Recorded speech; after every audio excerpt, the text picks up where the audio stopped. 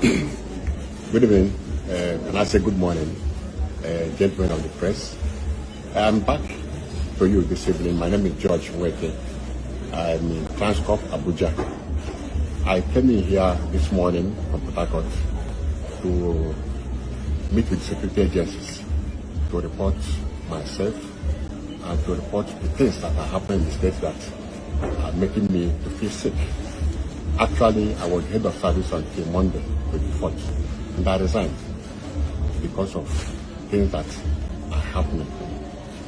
So, after the press interview I granted, I just saw a video of my wife, my friend, where they went to hold her and they fed her with all kinds of fallacies.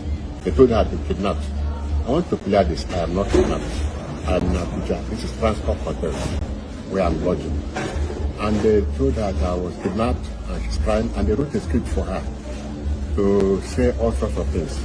I want to put this straight. I am the head of service, and I'm on oath. My wife does not know the things that happen in my office. I don't discuss anything about office to her. It's only my domestic or social matters that we discuss.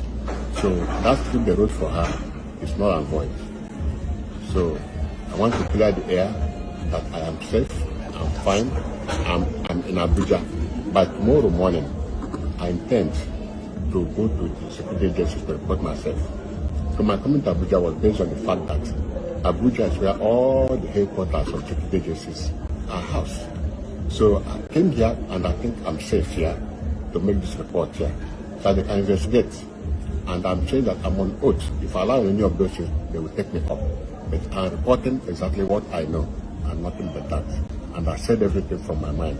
And I want to reassure you that everything I said is true. Thank you and God bless you.